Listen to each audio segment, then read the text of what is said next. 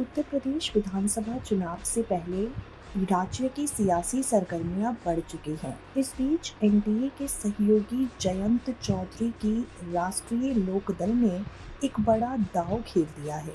खबरों की माने तो आरएलडी ने भाजपा से मेरठ की सरधना सीट पर दावा किया है।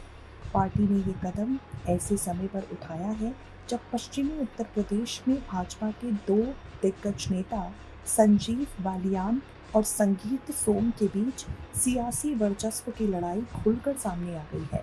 दरअसल भारतीय जनता पार्टी के पूर्व विधायक संगीत सोम और पूर्व सांसद संजीव बालियान के बीच विवाद की शुरुआत 2022 में हुई थी।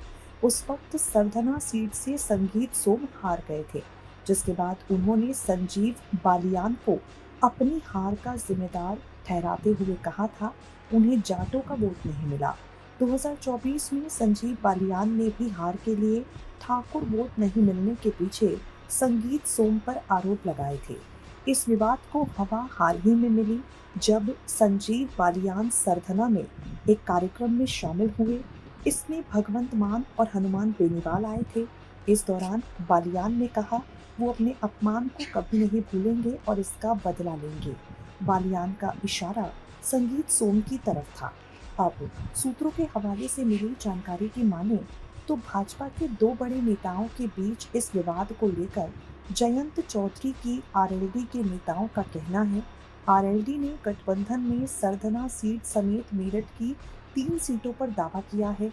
2022 के चुनाव में आरएलडी ने सपा के साथ मिलकर चुनाव लड़ा और तीनों ही सीटों पर बीजेपी को हार का सामना करना पड़ा। सिवालखास से आरएलडी विधायक गुलाम मोहम्मद, किथौर से सपा विधायक शाहिद मंजूर और सरधना सीट पर सपा के अतुल प्रधान ने भाजपा के संगीत सोम को 18,000 वोटों से मात दी थी। सूत्रों के मुताबिक आरएलडी को ये सीट देने के इस सीट पर संगीत सोम और बालियान के बीच की तकरार से बचा जा सकता है।